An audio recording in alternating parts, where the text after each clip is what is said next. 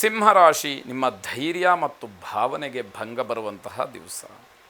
ಯಾವುದೋ ಒಂದು ಕೆಲಸವನ್ನು ನಾನು ಧೈರ್ಯವಾಗಿ ಮಾಡ್ತೀನಿ ಅನ್ನುವಂತಹ ಭಾವನೆಯನ್ನು ಮನಸ್ಸಿನಲ್ಲಿ ಇಟ್ಟುಕೊಂಡು ಮುಂದುವರೆದಾಗ ಅದಕ್ಕೆ ಏನೋ ಅಡ್ಡಿ ಬರುತ್ತೆ.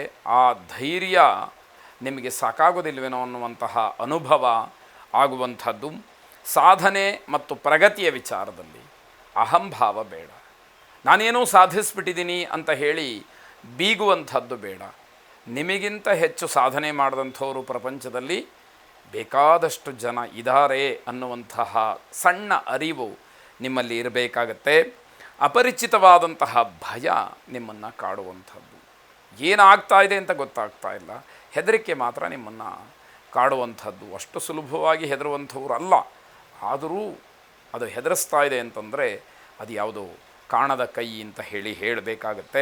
ವಿನಾಕಾರಣ ವಾದ ವಿವಾದಗಳನ್ನು ಮಾಡಿಕೊಳ್ಬೇಡಿ. ಯಾವುದೇ ಕಾರಣಕ್ಕೂ ಬೇಡದೇ ಇರತಕ್ಕಂತಹ ವಿಚಾರದಲ್ಲಿ ನಿಮ್ಮನ್ನು ನೀವು ತೊಡಗಿಸ್ಕೊಂಡು ವಿವಾದವನ್ನು ಮಾಡಿಕೊಂಡು ಕೆಟ್ಟ ಹೆಸರನ್ನು ತಗೊಳ್ಳುವಂಥದ್ದು ಖಂಡಿತವಾಗಿ ಬೇಡ. ಹಣ, ದ್ರವ್ಯ, ವಸ್ತು ಕಳೆದು ಹೋಗತಕ್ಕಂತಹ ಸೂಚನೆ ಇದೆ. ಕಳ್ಳತನವಾಗಬಹುದು, ಇಟ್ಟು ಮರಿಬಹುದು, ಸಮಯದಲ್ಲಿ ಆ ಪದಾರ್ಥ ನಿಮ್ಮ ಕೈ ಸೇರದಲ್ಲೇ ಬಹಳ ಬೇಸರವಾಗಬಹುದು. ಮಾಟ ಮಂತ್ರ ಅಥವಾ ಇನ್ಯಾವುದೋ ಬ್ಲ್ಯಾಕ್ ಮ್ಯಾಜಿಕ್ ಅಂತ ಏನು ಹೇಳ್ತೀವಿ ಅದರ ಬಗ್ಗೆ ಚರ್ಚೆ ಮಾಡ್ತಕ್ಕಂತಹ ದಿವಸ ಇದು. ಅದು ಹೇಗೆಲ್ಲ ಆಗತ್ತೆ, ಯಾವ ರೀತಿ ಪರಿಣಾಮ ಪ್ರಭಾವವನ್ನು ಬೀರುತ್ತೆ ಎನ್ನುವಂಥದ್ದು. ಪ್ರತ್ಯಂಗಿರಾ ದೇವಿಯನ್ನು ವಿಶೇಷವಾಗಿ ಪ್ರಾರ್ಥನೆ ಮಾಡಿ ಶುಭವಾಗಿ. ಕನ್ಯಾ ರಾಶಿ, ಬದಲಾವಣೆಯ ಪರ್ವ ನಿಮ್ಮ ಯಶಸ್ಸಿನ ಗುಟ್ಟಾಗಿರುತ್ತೆ. ಆಯಾ ಕ್ಷಣಕ್ಕೆ ಎಲ್ಲವನ್ನೂ ಕೂಡ ಬದಲಾಯಿಸ್ತಾ ಇರತಕ್ಕಂಥದ್ದು, ಬದಲಾವಣೆ ಆಗಬೇಕು ಅಂತ ಹೇಳಿ ಪ್ರಯತ್ನವನ್ನು ಮಾಡುವಂಥದ್ದು. ನಿಮ್ಮ ಜವಾಬ್ದಾರಿಯುತವಾದಂತಹ ಕೆಲವು ಕೆಲಸಗಳು ಸಕಾಲದಲ್ಲಿ ಮುಗಿಯುವಂತಹ ದಿವಸ ಇದು. ಕರ ಕುಶಲ ಕೆಲಸ ಮಾಡ್ತಕ್ಕಂಥವ್ರಿಗೆ ಶುಭ ಅಥವಾ ಲಾಭ ಈ ಅಂಶವನ್ನು ಗಮನಿಸಬಹುದು. ಮನಸ್ಸಿಗೆ ಒಂದಷ್ಟು ಸಮಾಧಾನ ಸಿಕ್ಕುವಂತಹ ದಿವಸ. ಸಾಂಸಾರಿಕವಾಗಿ ಜೊತೆಗೆ ಮಕ್ಕಳ ವಿಚಾರವಾಗಿ ಇದ್ದಂತಹ ಚಿಂತೆ ಏನಿದೆ ಅದು ನಿಧಾನವಾಗಿ ದೂರ ಆಗ್ತಾ ಹೋಗುವಂಥದ್ದು. ಸ್ನೇಹಿತರ ಜೊತೆಯಲ್ಲಿ ಸೇರಿಕೊಂಡು ಹೊಸ ಹೊಸ ಕೆಲಸಗಳನ್ನು, ಹೊಸ ಪ್ರಯತ್ನಗಳನ್ನು ಮಾಡ್ತಕ್ಕಂಥದ್ದಾಗತ್ತೆ. ಕೆಲಸದಲ್ಲಿ ಬಡ್ತಿಯೋ ಅಥವಾ ಇನ್ನಷ್ಟು ಮತ್ತಷ್ಟು ಜವಾಬ್ದಾರಿಯೋ ಸ್ಥಾನಮಾನಗಳೋ ಸಿಕ್ಕುವಂಥದ್ದಾಗತ್ತೆ. ಕುಲದೇವತಾ ಪ್ರಾರ್ಥನೆಯನ್ನು ಮಾಡಿ ಶುಭವಾಗಿ. ತುಲಾರಾಶಿ, ಆಸ್ತಿಕತೆಯನ್ನು ಗಟ್ಟಿ ಮಾಡಿಕೊಳ್ಳಿ. ಭಗವಂತ ಅಥವಾ ಇನ್ಯಾವುದೋ ಒಂದು ವಿಷಯದಲ್ಲಿ ನಿಮಗಿರತಕ್ಕಂತಹ ವಿಶಿಷ್ಟವಾದಂತಹ ಜ್ಞಾನವನ್ನು ಇನ್ನಷ್ಟು ಮತ್ತಷ್ಟು ಗಟ್ಟಿ ಮಾಡ್ತಾ ಹೋಗಿ. ನಿಮಗಿರತಕ್ಕಂತಹ ಬುದ್ಧಿವಂತಿಕೆಯಿಂದ ನಿಮ್ಮ ವಿರೋಧಿಗಳನ್ನು ಸೋಲಿಸ್ತೀರಿ ಅನ್ನುವಂಥದ್ದು.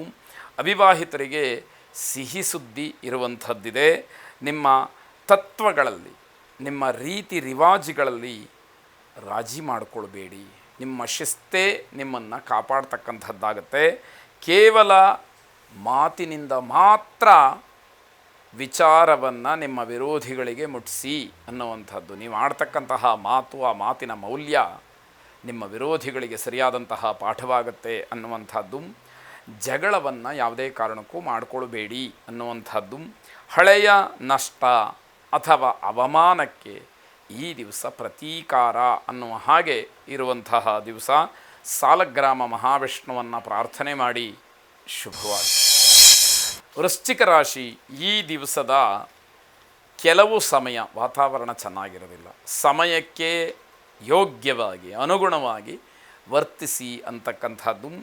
ಕೋಪವನ್ನು ಯಾವುದೇ ಕಾರಣಕ್ಕೂ ಮಾಡಿಕೊಳ್ಬೇಡಿ. ಕೋಪ ಬರ್ತಾ ಇರುತ್ತೆ, ಆದರೆ ಅದನ್ನು ಹೊರಗಡೆ ತೋರಿಸುವಂಥದ್ದು ಖಂಡಿತವಾಗಿ ಬೇಡ. ನಿಮ್ಮ ಸ್ಥಾನ, ಮರ್ಯಾದೆ ಇದರ ಬಗ್ಗೆ ನಿಮಗೆ ಗೊತ್ತಿರಬೇಕು. ಯಾವ ಸ್ಥಾನದಲ್ಲಿ ನಾನಿದ್ದೀನಿ, ನನಗೆ ಸಮಾಜದಲ್ಲಾಗಲಿ, ಮನೆಯಲ್ಲಾಗಲಿ, ನಮ್ಮ ಕುಟುಂಬ ಸದಸ್ಯರ ಮಧ್ಯದಲ್ಲಾಗಲಿ, ನೆಂಟರಿಷ್ಟರ ಮಧ್ಯದಲ್ಲಿ, ಸ್ನೇಹಿತರ ಮಧ್ಯದಲ್ಲಿ ನನಗೆ ಯಾವ ರೀತಿ ಗೌರವ ಇದೆ, ನನ್ನ ಸ್ಥಾನ, ಮಾನ, ಮರ್ಯಾದೆ ಏನು ಅನ್ನುವಂಥದ್ದು ನಿಮಗೆ ಗೊತ್ತಿರಬೇಕು. ಮೇಲಧಿಕಾರಿಗಳ ಅಥವಾ ಹಿರಿಯ ಅಧಿಕಾರಿಗಳ ಜೊತೆಯಲ್ಲಿ, ಮನೆಯಲ್ಲಿ ಹಿರಿಯರ ಜೊತೆಯಲ್ಲಿ ಯಾವುದೇ ಕಾರಣಕ್ಕೂ ವಾದ ವಿವಾದಗಳನ್ನು ಮಾಡಲಿಕ್ಕೆ ಹೋಗಬೇಡಿ. ನಯವಂಚಕರಿಂದ ದೂರ ಇರಬೇಕು. ನಿಮ್ಮ ಜೊತೆಯಲ್ಲಿ ಚೆನ್ನಾಗಿರ್ತಾರೆ, ಆದರೆ ನಿಮಗೇ ಸಮಸ್ಯೆಯನ್ನು, ತೊಂದರೆಯನ್ನು ಮಾಡ್ತಾರೆ. ಇಂಥವ್ರನ್ನ ನೀವು ಗುರುತಿಸಿದರೆ ಅವರಿಂದ ಅಂತರವನ್ನು ಕಾಪಾಡಿಕೊಳ್ಳಿ. ಆದಷ್ಟು ಅನುಮಾನ ಬಂದಂತಹ ವ್ಯಕ್ತಿಗಳಿಂದ ದೂರ ಇರಿ ಅನ್ನುವಂಥದ್ದು ಮುಖ್ಯವಾಗುತ್ತೆ. ಹವಾಮಾನ ವೈಪರೀತ್ಯದಿಂದ ಒಂದಷ್ಟು ಶೀತ ಸಂಬಂಧಿಯಾದಂತಹ ಸಮಸ್ಯೆ ನಿಮ್ಮನ್ನು ಕಾಡುವಬಹುದು. ದುರ್ಗಾದೇವಿಯ ಪ್ರಾರ್ಥನೆಯನ್ನು ವಿಶೇಷವಾಗಿ ಮಾಡಿ. ಶುಭವಾಗಿ.